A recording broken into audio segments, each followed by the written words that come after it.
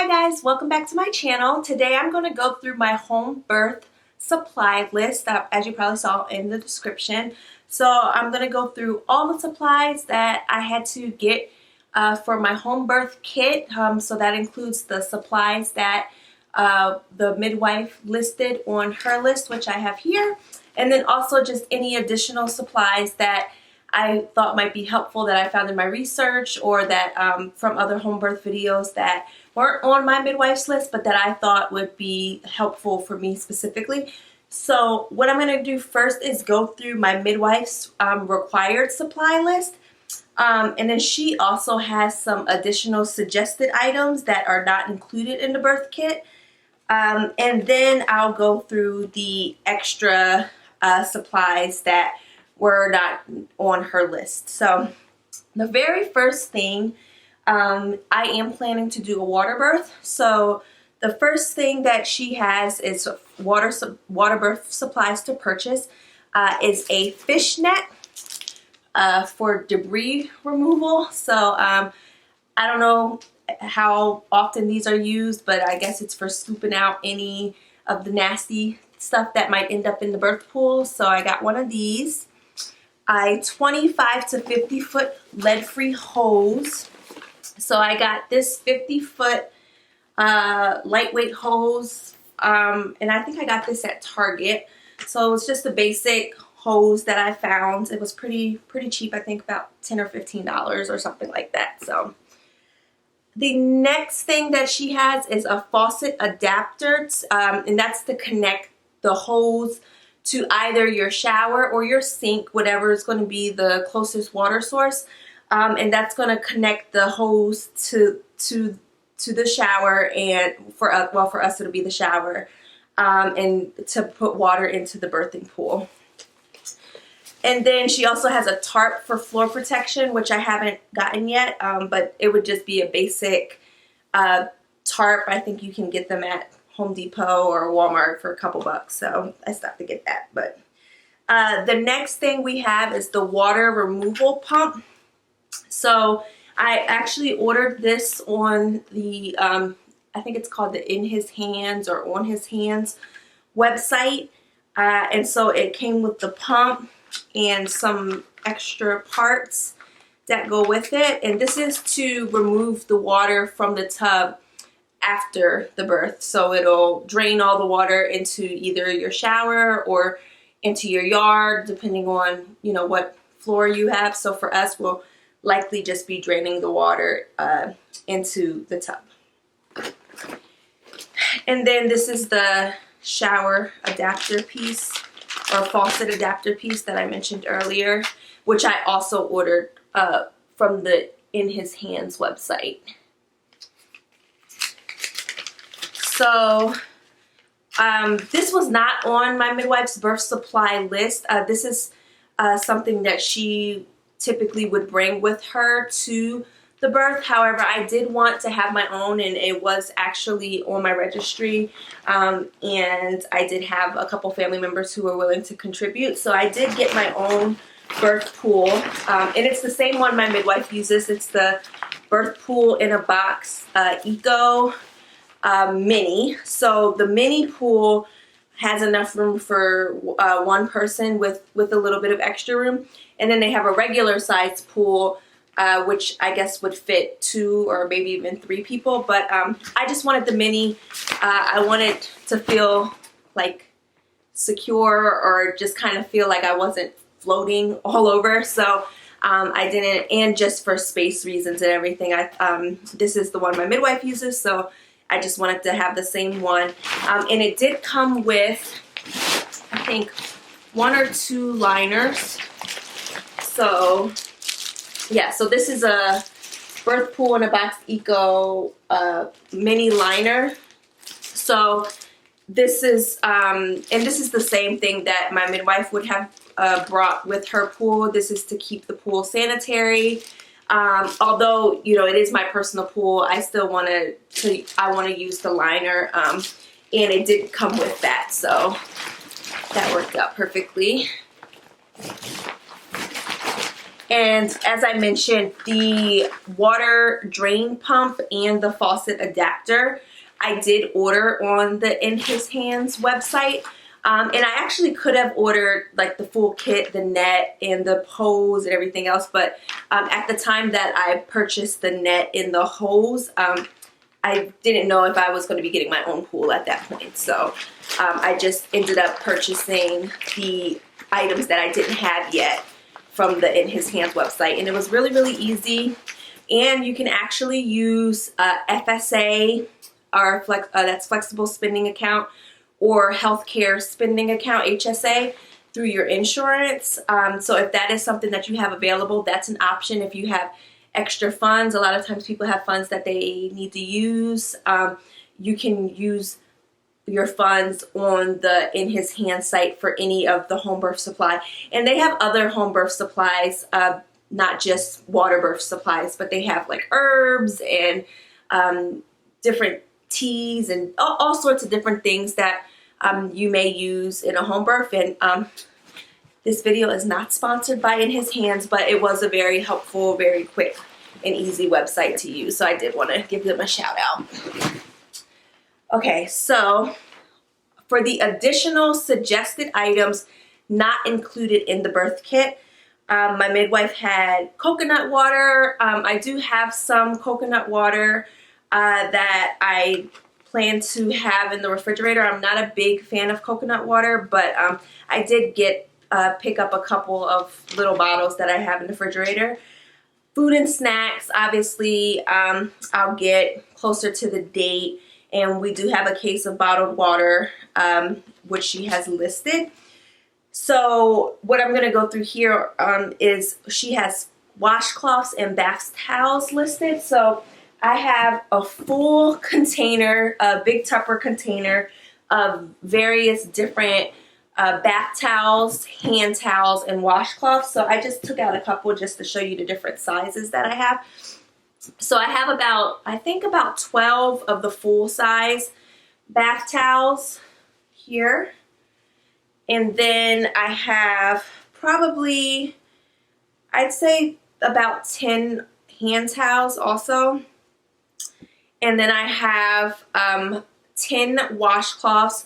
5 washcloths are in the kit that she suggested. But then I also have an extra pack of washcloths, which I'll talk about later. But I wanted to keep them separate. Like, these are for getting nasty, and the other ones I'll explain later, but basically are for having in a crock pot.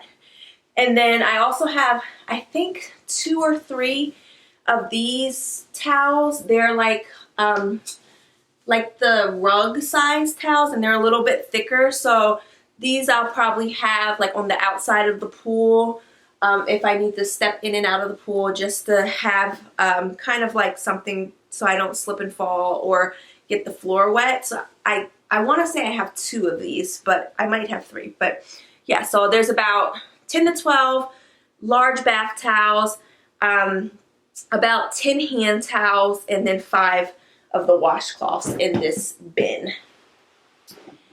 Okay, so another item that she has as suggested items is a waterproof mattress protector or a shower liner from Dollar Tree. So I did end up getting a waterproof fitted vinyl mattress protector. And it's just made of a heavier material, and it says it fits king mattresses up to 12 inches deep. So I wanted to get something a little bit more durable, because I do plan on putting this on the bed kind of a little bit earlier than the birth, just in case like my water breaks in the middle of the night or something. I really don't want our mattress to get messed up. So I'm gonna go ahead and put this on the bed in advance. And then I also got like a smaller little pack of waterproof pillow protectors, just in case we end up needing to use any pillows during labor, like to prop up my legs, or I don't know, for whatever reason, I just wanted to have these. So, and they were both from Walmart, and I want to say the waterproof pillow protectors were, I don't know, probably like $3, and then I think the mattress protector was $10 to $15. But I'll link them down below so that you can see the exact price and everything.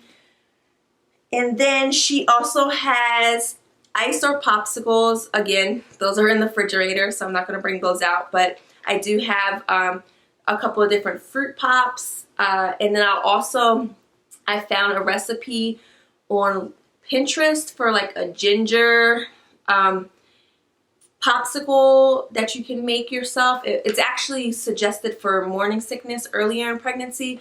But I thought those would be helpful to have because you experience nausea during labor a lot, and they're good for hydration. So I'll probably make a batch of those. And then she has birth ball on the suggested items. So I have my birth ball here, which I've been using for months now. I love my birth ball. And then I also ordered, which I haven't blown up yet, and both of these are from Amazon.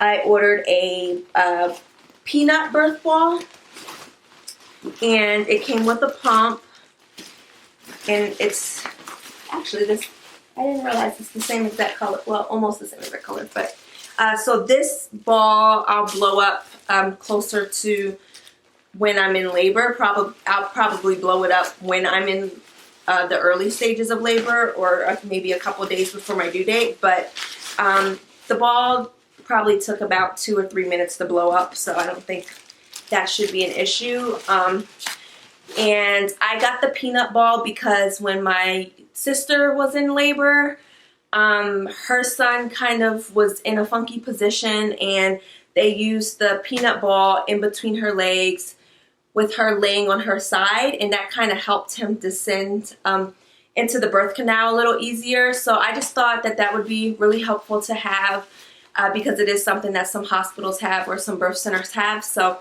I just wanted to have it available. It was super affordable on Amazon. So I'm definitely I rather have and not need than need and not have person. So additionally, on the suggested item, she had chapstick, and I'm a big chapstick person anyway. I have chapstick everywhere, so I did get 2 chapsticks. It's the Burt's Bee Tinted Lip Balm. I don't plan on using like any lip gloss or lip color lipstick, so I thought this was really great because it's a moisturizing chapstick, but has a little bit of a tint to it. So if I want to take pictures after I have a baby or anything, it's super easy and will help me feel a little prettier. And then the final item that she has on her additional suggested items is a thermometer. But she did say that me and the baby could use the same thermometer, so I'll go through that when I go through the postpartum and the baby stuff. Next, for her postpartum, this is the required supplies, or the supplies that she wanted us to have available in a separate kit for postpartum and for the baby. So I'll go through that now. So that's in this bin here. So the first thing is Motrin. So I got just the basic Motrin liquid gels, and it has 20 capsules in it. So I got that, and as I mentioned earlier, a thermometer. So I know I mentioned that she said the baby and I could use the same thermometer, but I do actually have the adult Vicks speed read thermometer. It's in our medicine cabinet. So but this is the pediatric one. So we do have separate thermometers. I just haven't put mine in the birth kit yet, but this is for the baby. So it says speed read thermometer, 8-second read in, and then you can use it orally, rectally, or under the arm. There was a different thermometer I wanted, but I couldn't find it, so I just went with this one. And then she has cooked and prepared meals. Obviously, I'm not going to show them, but I am going to do a separate video where I go through my postpartum meal prep. So I have about 5 or 6 recipes that freeze ahead recipes that I found on Pinterest that I do plan on prepping in advance. Neither my husband or my mom, who are going to be here to help me postpartum, neither one of them are cooks. So I did want to at least have one meal per day already prepped and frozen, and then we can kind of figure out the other meals. But so I'll probably prep about 14 to 15 meals that we can have for either lunch or dinner for those first 2 weeks. And like I said, I'll do a separate video where I go through all those details. But then next she has robe and pajamas, which I have right here. So I did put like type A, so I have a package where I have my postpartum, just to make it easier for everyone to find. But I just have a nursing tank top that I got from Target. It's the Isabel maternity tank top, and it has like a built-in bra, and it is the nursing tank, so the clip releases like that. And I bought about 5 or 6 of these in different colors and everything, but I have that available to wear right after the birth. And then a pair of super comfy, just gray, lightweight sweatpants, pajama pants, whatever you want to call them. So I didn't know if it would be really, really hot that day or really cool. It's kind of hard to tell in October sometimes, so I just got a pair that covered most of my leg but not my whole leg, and hopefully that'll be fine temperature wise for me that day. And I have a robe. It's just my basic bathrobe that I already wear.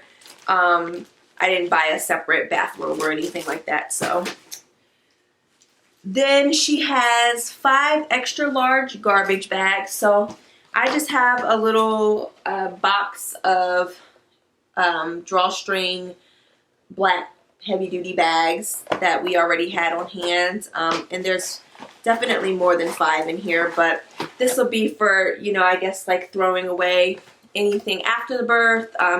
She can throw these towels away because they're old towels that we don't need and don't plan on using. And so I just thought I'd throw that in there, and like I said, there's plenty of extra. And then we have Ziploc bags. So this is our Ziploc bags. And then again, we have more Ziploc bags in the kitchen, obviously, but I just pulled out about 5 or 6 of them. I wasn't sure exactly how many we needed. They're the gallon size freezer bags, and I just pulled out a couple just so that she doesn't have to search through our kitchen, and they were just right here ready to go with the kit. And then if she needs extra, we have plenty of Ziploc bags in our kitchen. And then a set of clean sheets. We have several sets of clean sheets.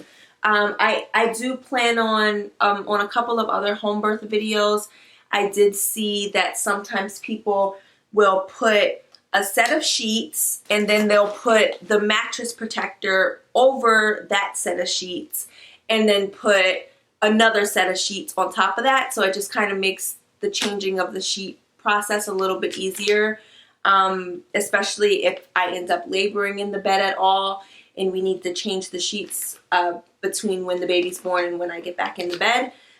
So that is the method that I plan to do.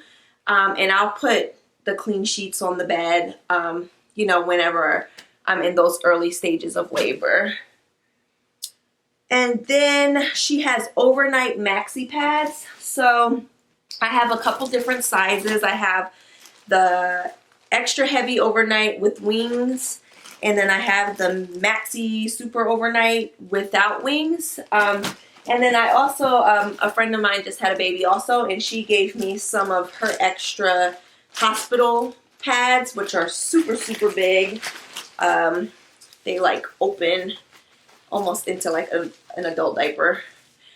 And so I have those available. So I have a couple different pad sizes.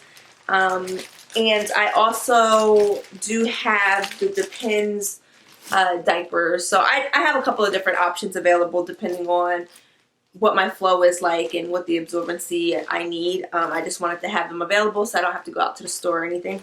And then I also have extra because I do plan on making the padsicles. And so the way that would work is the non-winged pads. I'll use those to make the padsicles, and then you can stick that on top of the winged pads or the super heavy duty pads. And again, I'll do a separate video where I go through the process of making the padsicles. And I have some really, really great tips on the padsicles that I haven't been able to come across on YouTube yet. So stay tuned for that. And then, so that's it for the postpartum supplies that she requested. Okay, so now I'm gonna go through my midwife's optional listed items. So she has lollipops. I went with Jolly Ranchers instead, and peppermints as well. So I just wanted to have a couple of different hard candies available. I've heard they can be really helpful if you start getting dry mouth or for whatever other reason, nausea. So instead of lollipops, I just went with the hard candies that I like. She has honey sticks. I'm not into honey, so I probably won't need those. She has tennis balls to aid with back labor or massage. So we already had some of these massage tools available. So I just grabbed those and put them with my birth kit. So it's just kind of like this little roly thing that I got at Marshall's or TJ Maxx. And same with this, it's the little hand tool, so either someone else can use it or I can reach around and use it myself. And it has these different little massage balls on it, and this too was from TJ Maxx. And then she has essential oils, peppermint oil, lavender oil, and clary sage oil. And I actually have a couple of different ones also. So I have the lavender oil here, and then I have tea tree oil. The tea tree oil I've heard can be good to put on your pad afterwards, and same with the lavender oil. You can also put those on the padsicles. I've seen different padsicle methods. Sometimes they use lavender, sometimes they use tea tree. I'll probably use the lavender. And then there's peppermint oil. Oh wait, I think it's the peppermint oil for the padsicles. I'm not sure, don't quote me on that. And then frankincense I've heard can be helpful during labor. And then my midwife gifted a bottle of clary sage oil at our birthing class, so I had that available. And slippers. So as I mentioned, my baby's due in October, so it can be a little bit cooler or it can be warm. So I just went with these fuzzy flip-flop style slippers, and they have an extra like memory foam pad, just in case that I need to go outside to walk or anything like that. And I went with the flip-flop style. Number one, because my feet are swollen, and number two, like I said, I don't know how hot or cool it will be whenever I go into labor, so I just wanted to have some flexibility with that. Okay, so, and she also has to have a bag packed in the event of a hospital transport. So I do have a hospital bag. I haven't packed it completely yet, but I will go through another video where I'll do a what's in my hospital bag. Obviously, because I'm not planning a hospital birth, it probably won't have as much stuff as someone who is planning a hospital birth. It'll probably just be the minimalistic bare essentials, but I will do a separate video where I'll go through that. So that's everything that was on my midwife's required purchase list or her suggested items. And she will have her own kit where she'll have medical supplies, antibiotics, things that she can do sutures or stitches with, or gloves or whatever they need. She'll have her own kit for that. So this was just the what she has required or suggested that we purchase. Next, I'm going to go through items that were not on the list that I, either in my research of other home births or just in general, that I thought would be helpful, and so I put them in my kit. So the first is some affirmations. So these were also part of my midwife's gift kit that she gave us at our childbirth class, and I do plan on making some additional ones to kind of have around the room to help me during labor. And then I also have, as I mentioned, I am planning a water birth, so I do have some little swim shorts and a nursing bra that is just kind of sports bra style that I'll wear in the pool. And then I also have some of these Chuck pads. My friend that I mentioned earlier, she had her baby just a couple weeks ago, so she gave me some of her extra supplies. So I did throw these in here. I can put them down on the bed and have an additional layer of protection, or if I want to sit on the couch or on my birth ball or whatever, I do plan on using those for that purpose. And then, as I mentioned earlier, I did get an extra pack of washcloths. In my home birth research, I saw that a lot of people find it helpful to have either washcloths in a crock pot for warm compress, or to have kind of like a mini cooler with ice water, and to have washcloths in that for cool or cold compress. So I do plan on doing that. So I bought an extra set of just the super cheap washcloths to have available for that. And then I have hair ties and a headband just to put my hair up. And I also have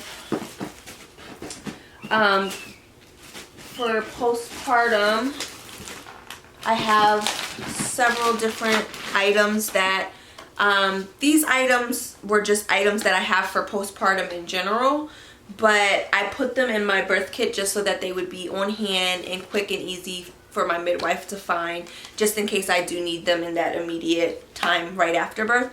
So I do have a nipple shield. I'm not sure that I will be using that, but I wanted to have it easily accessible just in case. Some lanolin nipple cream. I do have a little bit of Aquaphor for the baby. Again, these are all items that I have available in general, but that I just wanted to have separated so that she wouldn't have to be looking for them. And then I got some New Mama bottom spray. It's a perennial cooling mist. And then some nipple butter. This is an organic nipple butter, so I do have, as I mentioned, I have the lanolin, but then I also have the organic nipple balm that does not have lanolin in it. And then I have the Dermaplast spray that I've heard can be helpful.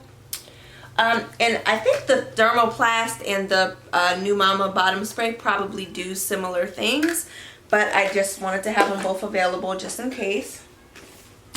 And then I also have some Tux medicated cooling pads. A couple of friends of mine have said these have been really helpful postpartum.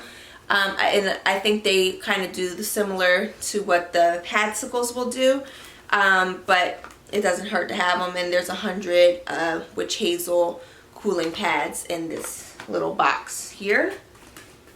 And then I also have a nasal aspirator for the baby. And I think this will probably be in my midwife's kit. Like, she'll probably have a sterile prepackaged one, because I've seen that in other home birth kits. but just in case, I did include one in my kit also. I have a postpartum band. I don't think I'll be using this anytime soon, but it was something that I did receive as a gift at my baby shower, so I did just throw it in here just in case.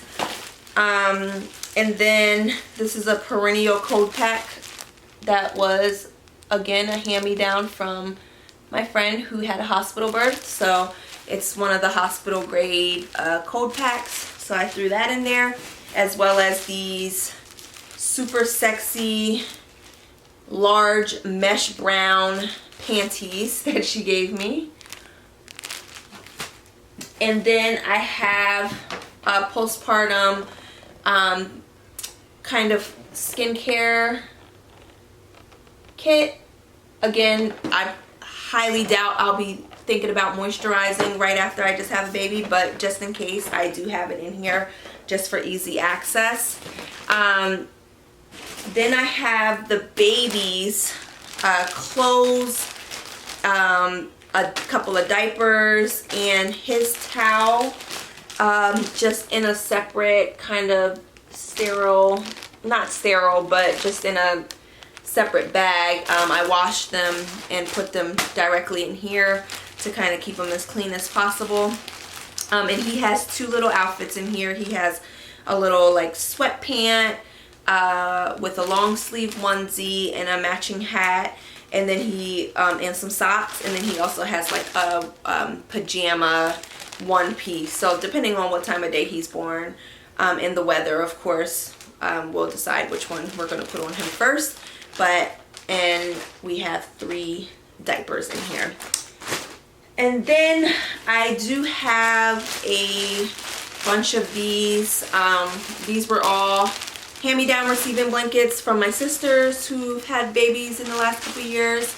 And so I washed all of these and put them in a plastic bag to kind of keep them clean. And I just think they're super cute that they're like the hospital blankets, even though he likely won't be born at the hospital. But I think these are super cute and super, I don't know, they're like made of this material that I think when they first come out and you kind of scrub them off, that it's a little bit more efficient with getting the vernix off and everything. So, and then it's nice that these were used on my nephews, so kind of, I love like the sentimental value of it and everything like that. So I have these available for postpartum as well.